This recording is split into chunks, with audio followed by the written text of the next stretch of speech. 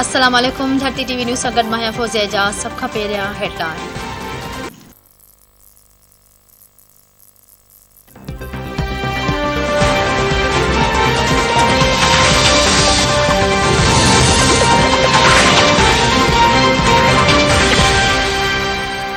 इमरान खान की सियासत के 5-6 सालों को देखें तो पहले इसका नाम पड़ा तालिबान खान, फिर उसका नाम पड़ा बुज़दिल खान। सिलेक्टेड का लफ्ज़ इस्तेमाल किया चेयरमैन साहब ने, क्या सुपर हिट हुआ और क्या इसके ऊपर फिट बैठा। नालायक का नाम कैसा फिट बैठा, नाइल का नाम कैसा फिट बैठा, बोरान खान का नाम इसके ऊपर कैसा फिट बैठा, तोशा खान का नाम कैसे फिट बैठा। चूँकि अब ये इसके ख्वाब में आ गया कि एटम बम होना चाहिए, तो फिर इसका नया नाम है बम खान, और ये भी मेरा ख्याल है फिट हो जाएगा इसके ऊपर। सईद गनी इमरान खान के बम खान करार ॾेई छॾियो। सूबाई वज़ीर सईद गनी प्रेस कॉन्फ्रेंस कंदे चयो आहे त इमरान खान मुल्की सलामती लाइ ख़तरो आहे ऐं मुल्क में ॾिफेड़ पैदा करण जी कोशिश करे रहियो आहे। इमरान खान इदारनि खे तकरारी न बणाइण जी कोशिश करे इक़्तिदार मां निकिरण खां पोइ ज़हनी तवाज़ुन विञाए वेठो आहे। प्रेस कॉन्फ्रेंस कंदे सईद गनी चयो आहे त बिलावल भुट्टो ज़रदारी जी अवामी मार्च खां पोइ इमरान खान जी हुकूमत ख़तम थी। बिलावल भुट्टो ज़रदारी जी कराची एयरपोर्ट ते आजियां कई वेंदी।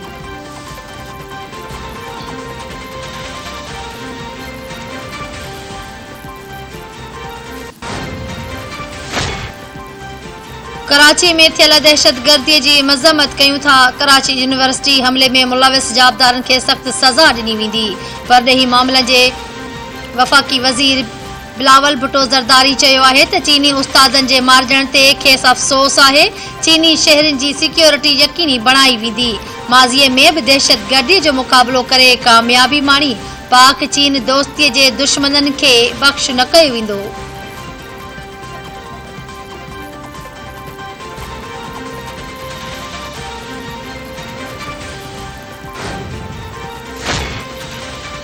हुकूमत पेट्रोल ते ॾिनल सब्सिडी मरहलेवार ख़त्म करण जो फ़ैसिलो करे छॾियो। अॼु हतमी फ़ैसिलो कयो वेंदो। 16 मई ते पेट्रोल जे क़ीमतनि में वाध जो ख़दशो। पेट्रोल जे क़ीमत में 10 रुपया फ़ी लीटर ऐं डीज़ल जे क़ीमत में 15 रुपया फ़ी लीटर वाध जो इम्कान। ओगरा अॼु समरी वफ़ाक़ी हुकूमत खे मोकिले छॾींदी। ओगरा हुकूमत खे पेट्रोलियम इस्मनि ते वधंदड़ सब्सिडीअ खां आगाह करे छॾियो। हतमी फ़ैसिलो नाणे वारी वज़ारत वज़ीर आज़म सां सलाह मशवरे सां कंदी।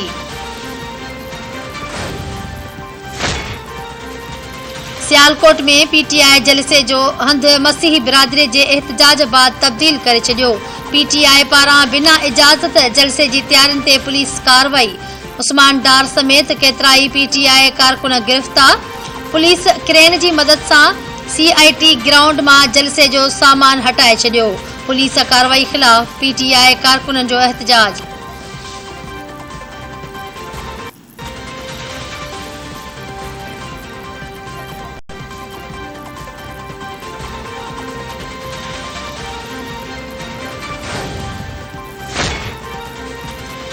को ग़लत फहमी में न रहे, अॼु सियालकोट ज़रूर वेंदसि।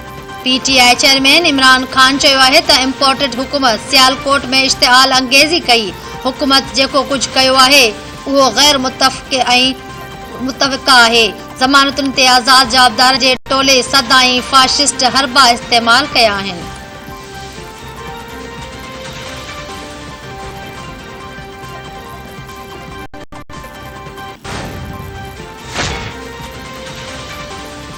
पंहिंजी बेमक़सद सियासत ऐं फितनेबाज़ी कंहिं ॿिए हंधि वञी करियो। जलसे लाइ पूरी सियालकोट में अव्हां खे चर्च खां सवाइ ॿी का बि जाइ न मिली।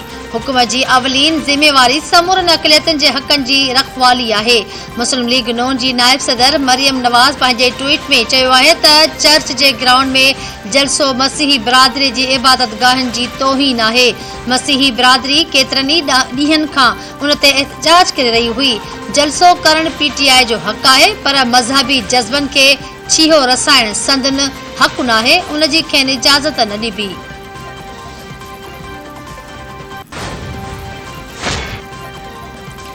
हाणोकी हुकूमत फाशिस्ट आहे। जलसे जी इजाज़त न मिली त लॉन्ग मार्च जो ऐलान करे सघिजे थो।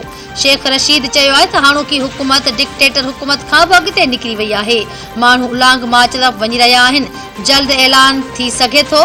ताक़त जो इस्तेमाल कयो वियो त पीटीआई वधीक उभरंदी। 17 खां 18 मई ताईं PTI जूं गिरफ़्तारियूं शुरू कयूं वेंदियूं। हुकूमत अनारकी तरफ़ वधी रही आहे ऐं मुल्की हालतूं ख़राब करणु चाहे थी। मुल्क ॾिपेड़ ॾांहुं वधी रहियो आहे ऐं डिफॉल्ट थियण वञी रहियो आहे। ईंदड़ 15 ॾींहं अहम आहिनि।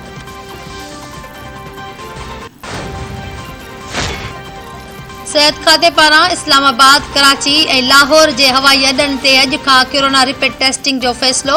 रैपिड टेस्टिंग जो फ़ैसिलो ओमिक्रॉन जी नई क़िस्म साम्हूं अचण बैदि कयो वियो। सिहत जे वफ़ाक़ी वज़ीर अब्दुल कादिर पटेल जे हिदायतुनि ते रैपिड टेस्टिंग जो फ़ैसिलो कयो वियो।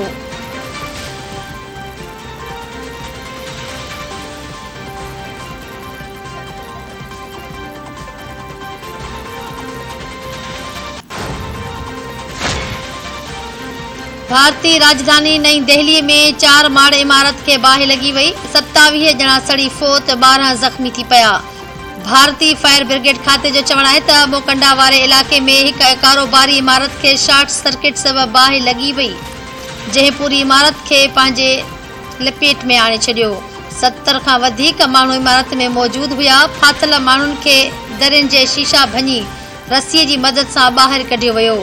बाहि ते ज़ाब्तो आंदो वियो आहे। 2 ॼणनि खे बाहि ॾियण जे शक में गिरफ़्तार बि कयो वियो आहे।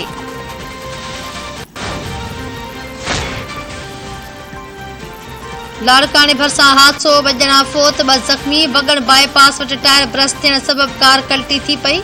हादसे में अरबेली ख़ातून ऐं 7 वरियनि जी काइनात थॾे ते ई दम ॾिनो। ज़ख़्मियुनि खे चांडका इस्पताल लाड़काने मुंतक़िल कयो वियो।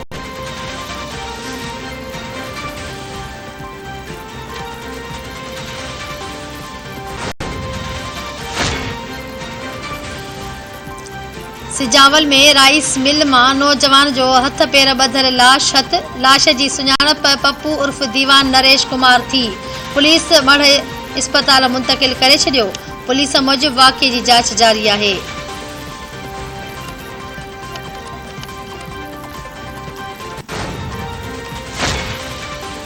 ऐं मुल्क जे अक्सर इलाइक़नि में मौसम अॼु बि ख़ुश्क ऐं गरम रहंदी। मौसमियात खाते जो चवणु आहे त मुल्क जा मैदानी इलाइक़ा सख़्त गर्मी जी लपेट में रहंदा। कराची में अॼु सख़्त गर्मीअ जी पेशन गोई। गर्मी पद 40 डिग्री सेंटीग्रेड ताईं पहुचण जो ख़दशो। शहरनि खे सुबुह 11 वॻे खां शाम 6 वॻे ताईं घरनि खां ॿाहिरि न निकिरण जो मशवरो। मौसमियात खाते हैदराबाद, बदीन, मीरपुर ख़ास, उमरकोट, सांगड़ में गर्मी पद 46 डिग्री सेंटीग्रेड ताईं पहुचण जो ख़दशो ज़ाहिर करे छॾियो।